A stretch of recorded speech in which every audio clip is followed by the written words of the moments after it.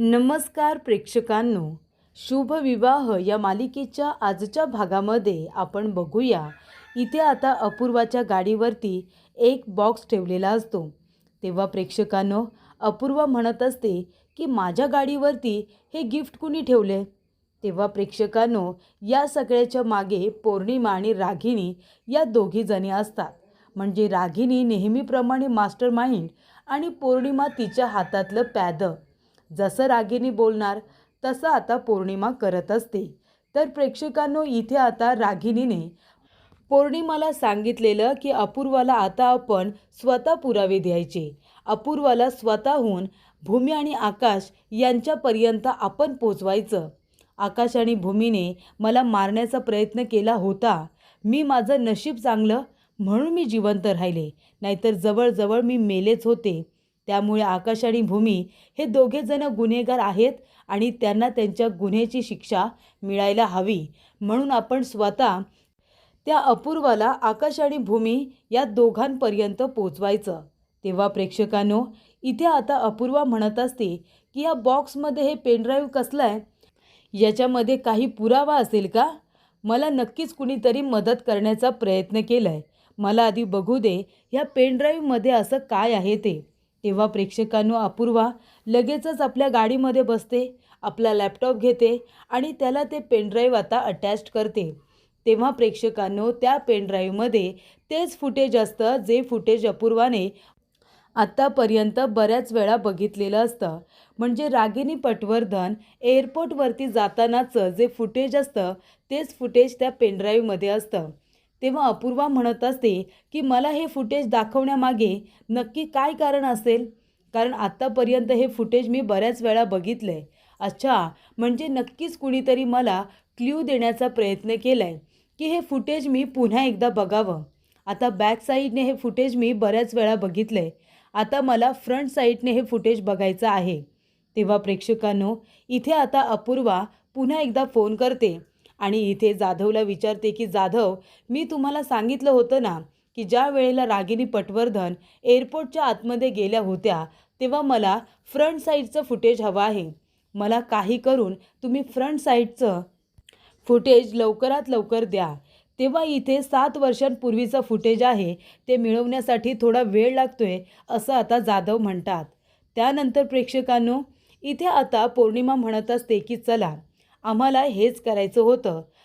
अपूर्वाला या केसचा पाठपुरावा धरण्यासाठी तिला फक्त एक क्ल्यू हवा होता. आता तिला बॅक साईडचं फुटेज दाखवलेलं आहे. जेव्हा आई त्या गोडाऊनपर्यंत पोचतील आणि तिथे लॉकरमध्ये असलेले पैसे ते सगळेच्या सगळे काढतील तेव्हा त्यांच्याकडे पैसा येईल. आणि मग पैसे हातात आल्यानंतर कशा पद्धतीने कामं केली जातात हे अपूर्वाबरोबरच सगळ्यांना कळेल. मग एकदा का आईंकडे पैसे येतील ना, तेव्हा मग आम्ही स्वतःहून एअरपोर्टमधून फ्रंट साईडचं फुटेज मिळवू आणि अपूर्वा, ते फुटेज मी तुला लवकरच आता पेनड्राईव्हमधून देईन. दुसरं पेनड्राईव्हसुद्धा लवकरच तुझ्यापर्यंत पोहोचेल असं आता पौर्णिमा म्हणत असते. त्यानंतर प्रेक्षकांनो, आकाश आणि भूमी दोघेजण एका बाजूला येऊन बोलत असतात. तेव्हा इथे रागिनी आलेली असते. रागिनीला आठवतं आकाशने तिचा फोटो इथे सगळ्यांच्या समोर खाली पाडून फोडलेला असतो आणि सांगितलेलं असतं की ही बाई आम्हाला आमच्या आयुष्यामध्ये नको आहे, तिची आठवणसुद्धा नको आहे आणि ती बाईसुद्धा नको आहे. तिचा फोटो आता फोडून टाकल्यानंतर इथे आता रागिनीला आठवत असतं की कशा पद्धतीने सगळ्यांनी इथे रागिनीच्या चेहऱ्याला चिखल लावलेला असतो. आणि तेव्हा प्रेक्षकांनो, रागिनीला तो सगळा राग भूमी आणि आकाश यांच्यावरती काढायचा असतो. तेव्हा ती लगेचच आपली पिस्तूल काढते आणि आकाश भूमी यांच्यावरती रोखून धरते. तेव्हा प्रेक्षकांनो, आकाश भूमी दोघेजण बोलत असताना रागिनी म्हणत असते, हे दोघेजण काय इतका वेळ बोलतायत तरी काय, जाऊ दे, मला काय करायचं आहे, काही का बोलेनात. पण आता या दोघांना कुणीही माझ्या तावडीतून वाचू शकणार नाही. यांना आत्ताच्या आता इथेच उडवते ना, नंतर यांचं काम करायचं ते आत्ताच करून टाकते. तेव्हा प्रेक्षकांनो, रागिनी आता पिस्तूलमधली गोळी सोडणार तेवढ्यातच भूमीचं लक्ष जातं. भूमीचं लक्ष गेल्यामुळे लगेच रागिनी पटवर्धन खाली लपून बसते. तेव्हा प्रेक्षकांनो, भूमी म्हणत असते की आकाश, तिथे कुणीतरी आहे का, कुणीतरी होतं, मला बघितल्यानंतर लपून बसलं. तेव्हा आकाश म्हणतो, भूमी अगं कोणीच नाही आहे तिथे. भूमी म्हणते, नाही आकाश, कुणीतरी आहे, चल आपण बघूया. तेव्हा प्रेक्षकांनो, आकाश भूमी आता दोघेजण बघायला आलेले असतात. तेव्हा प्रेक्षकांनो, भूमी म्हणत असते, आकाश अरे इथे होतं कुणीतरी. आकाश म्हणतो, भूमी अगं पण तू आता बघतेस ना, कुणी दिसतंय का तुला? तेव्हा प्रेक्षकांनो, भूमी म्हणते, आकाश मला काय वाटतं, म्हणजे जो मास्टर माइंड आहे त्याने तर कुणाला तरी आपल्यावरती लक्ष ठेवायला पाठवलं नसेल ना, तुला काय वाटतं? तेव्हा आकाश म्हणत असतो, भूमी हे बघ, आपण त्यांच्यावरती विनाकारण संशय नको घ्यायला. इथे जर कुणी नसेल तर, तुला भास झाला असेल तर. तेव्हा मी म्हणतोय, जाऊ दे, इतका विचार करायला नको, चल आपण जाऊया. तेव्हा प्रेक्षकांनो, आकाश आणि भूमी दोघेजण तिथून गेलेले असतात. पण इथे आता पौर्णिमाने रागिणीला वाचवलेलं असतं. पौर्णिमा येते, रागिणीचा हात पकडून तिला तिथून घाईघाईने घेऊन जाते आणि म्हणत असते की हे काय केलं तुम्ही? मी तुम्हाला सांगितलं होतं ना, कालच तर तुमच्या पेशन्सचं कौतुक केलं होतं. हे बघा, याआधीसुद्धा 7 वर्षांपूर्वी तुम्ही असेच घाईघाईने निर्णय घेतलेत आणि गोष्टी हाताबाहेर निघून गेल्या. म्हणून मी तुम्हाला सांगते की जे काही करायचं आहे ते शांतपणे करायचं आहे. आपल्याला आकाश आणि भूमी यांच्याकडून बदला घ्यायचा आहे, पण स्वतःहून नाही, तर त्या अपूर्वाच्या रूपामध्ये आपल्याला त्यांच्याकडून बदला घ्यायचा आहे. त्यांना जेलमध्ये खडी फोडायला पाठवायचं आहे, पण त्या अपूर्वाच्या मार्फत तुम्ही समोर जायचं नाही. कळलं तुम्हाला? जर त्या भूमीने तुम्हाला बघितलं ना, मग एवढी वर्ष जी काही तुम्ही कष्टामध्ये घालवलीत ना, त्याचं काही तुम्हाला मिळणार नाही आहे. तेव्हा प्रेक्षकांनो, इथे आता रागिणीला पौर्णिमाने समजावलेलं असतं. तेव्हा प्रेक्षकांनो, इथे आता अथर्व आणि बलदेव दोघेजण एकत्र काम करतात. म्हणजे एक गव्हर्नमेंट स्कूल आहे, त्याचे युनिफॉर्म बनवायची जबाबदारी महाजन गारमेंट्स यांना दिलेली असते आणि ती जबाबदारी बलदेव आणि अथर्व या दोघांनी स्वीकारलेली असते. तेव्हा प्रेक्षकांनो, डिझाईन्स तयार करण्यात आलेले असतात. तेव्हा आकाश तिथे आल्यानंतर अथर्व म्हणत असतो की आकाश हे बघ, म्हणजे नवीन युनिफॉर्मचे डिझाईन्स रेडी आहेत, तुला आवडले का ते बघ. तेव्हा इथे आकाश म्हणत असतो की अरे वा, डिझाईन्स तर खूपच जास्त उत्तम आहेत. तेवढ्यातच त्यांचं बोलणं चालू असताना इथे आता मूर्खपणा करण्यासाठी प्रेक्षकांनो वरती अपूर्वा आलेली असते. रागिनी घरातून गेले, पण अपूर्वा तिची जागा चालवण्यासाठी आलेली आहे. अपूर्वा इथे जो काही मूर्खपणा करत असते तो पुन्हा तिने करायला सुरुवात केलेली असते. कारण का प्रेक्षकांनो, इथे आता अथर्व म्हणत असतो की आकाश, मी आणि बलदेव आम्ही दोघांनी मिळून आता हे डिझाईन्स तयार केलेले आहेत आणि मी जी जबाबदारी घेतली ती म्हणजे बाकीच्या सगळ्या गोष्टी मी सिलेक्ट करणार. म्हणजे आता कपड्याची क्वालिटी असेल ती सगळी मी चेक करणार आणि क्वांटिटी वगैरे सगळं बलदेव बघणार आहे. तेव्हा इथे अथर्व म्हणत असतो, पण आम्ही जो कापड आता सिलेक्ट केलेला आहे ते एकदा तू बघायला ये. तू एकदा का डन केलंस, तू अप्रूव्हल दिलंस की मग आम्ही प्रोडक्शनला सुरुवात करू. पण गोहेड म्हणण्यासाठी तू तिथे आलास तर जास्त बरं होईल. ते कापड एकदा तू तुझ्या हाताने बघ, म्हणजे आपण प्रोडक्शनला सुरुवात करू. आकाश म्हणत असतो, खरंच मला यायला खूपच जास्त आवडलं असतं, पण माझा तुमच्या दोघांवरती पूर्ण विश्वास आहे. डिझाईन इतकं उत्तम आहे, फक्त गव्हर्नमेंटचं काम आहे, त्यामुळे आपल्याला क्वालिटी आणि क्वांटिटी दोन्हीही व्यवस्थित वापरावं लागणार आहे. कारण हे जर काम आपलं परफेक्ट झालं तरच आपल्याला पुढची कामं मिळत राहतील आणि मंत्री साहेबांनी आपल्यावरती विश्वास टाकून आपल्याला हे काम दिलेलं आहे. त्याच्यामुळे आपल्याला हे काम अगदी उत्तमरित्या पार पाडायचं आहे. तेव्हा मला माझी काही कामं आहेत, काही महत्त्वाच्या मीटिंग वगैरे आहेत, डेडलाईनसुद्धा जवळ आलेल्या आहेत, त्यामुळे मला येता येणार नाही. तुम्ही एक काम करा, मी तुम्हाला गोहेड देतोय ना, तुम्ही प्रोडक्शनला सुरुवात करा. तेव्हा प्रेक्षकांनो, भूमी इथे म्हणत असते की जे काही आहे ते सगळं विसरून तुम्ही दोघांनी जोमाने इतकी कामाला सुरुवात केली, हे बघून मला खरंच खूप आनंद झाला आहे. व्हेरी गुड, आम्हाला दोघांनासुद्धा छान वाटतं आहे, हो ना आकाश? तेव्हा आकाश म्हणतो, अगदी बरोबर. तेव्हा प्रेक्षकांनो, इथे आता अथर्व म्हणत असतो की आकाश, भूमिताई, आम्ही तुमच्याकडून तर शिकलो आहे ना, म्हणजे पर्सनली आपलं काही असलं तरी त्याचा परिणाम प्रोफेशनल कामावरती होऊ द्यायचं नाही, हे ठरले आमचंसुद्धा आणि आम्ही म्युच्युअली हे सगळं डिस्कससुद्धा केले. तेव्हा भूमी म्हणत असते की तुम्हाला दोघांना असं बघून मला किती आनंद झाला आहे, मी शब्दात नाही सांगू शकत. त्यानंतर प्रेक्षकांनो, आकाश म्हणत असतो की माझाही तुमच्या दोघांवरती पूर्ण विश्वास आहे. तुम्ही ही जबाबदारी दोघांनी मिळून घेतली आणि ती व्यवस्थितरित्या पार पाडाल या गोष्टीवरती माझा पूर्ण विश्वास आहे. तेव्हा आपण आता डन करूया. तुम्ही लवकरात लवकर प्रोडक्शनला सुरुवात करा आणि गव्हर्नमेंटचं काम डेडलाईनच्या आत पूर्ण झालं पाहिजे. डेडलाईननंतर काम करण्याला काही अर्थ नाही. म्हणून जी काही सरकारी कामं असतात ती डेडलाईनच्या आत पूर्ण केलेली बरी असं मला वाटतं. तेव्हा प्रेक्षकांनो, इथे आता भूमी म्हणत असते की ठीक आहे, आता जर आपल्याला प्रोडक्शनला सुरुवात करायची आहे तर आपण एक काम करूया, देवी आईजवळ नारळ वाहून आपण आपल्या कामाचा श्रीगणेशा करूया, चालेल ना? तेव्हा प्रेक्षकांनो, इथे आता अपूर्वाने फोन केलेला असतो आणि अपूर्वा म्हणत असते की महाजन गारमेंटचे जे आता गव्हर्नमेंट शाळेचे युनिफॉर्म तयार होणार आहेत त्याच्या इन्स्पेक्शनसाठी तुम्हीच येणार आहात ना? तेव्हा वाळावरकर सर म्हणतात हो, मीच येणार आहे. तेव्हा इथे अपूर्वा म्हणते, तुम्हाला सांगितलंय ना तुम्हाला काय काम करायचं आहे ते? तेव्हा सर म्हणतात की मॅडम काळजीच करू नका, तुमचं काम होऊन जाईल. त्यानंतर प्रेक्षकांनो, इथे आता भूमी देवी आईला नारळ वाढवण्यासाठी जो देणार असते त्या नारळाला तडा गेलेला असतो, चीर पडलेली असते. तेव्हा भूमी म्हणत असते की हे कसं शक्य आहे? आकाश, अरे इकडे बघ ना, ह्या नारळाला तडा गेलाय. मी काय म्हणते, हा काही अपशकुन होण्याचा संकेत दिलाय का देवी आईने आपल्याला?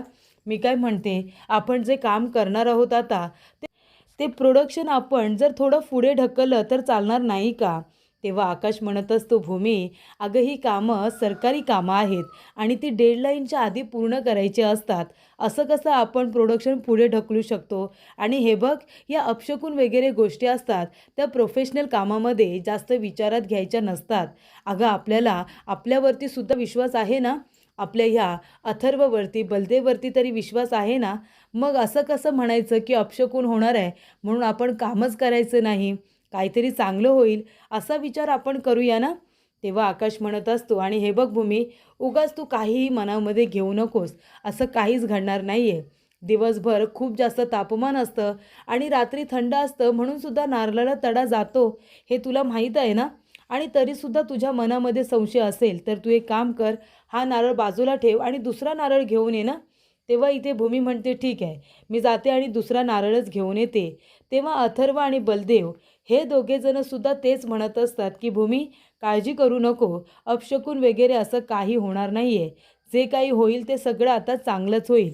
तेव्हा प्रेक्षकांनो, भूमी आता नारळ बदलायला गेलेली असते आणि ती दुसरा नारळ घेऊन येते आणि इथे आकाशला म्हणत असते की आकाश, देवी आई समोर आता तू हा नारळ वाढव. तेव्हा प्रेक्षकांनो, इथे आता नवीन कामाला सुरुवात होणार असते. एवढं मोठं कॉन्ट्रॅक्ट मिळालेलं असतं, म्हणजे किती 15 कोटीचं कॉन्ट्रॅक्ट इथे आता महाजन गारमेंट्सला मिळालेलं असतं.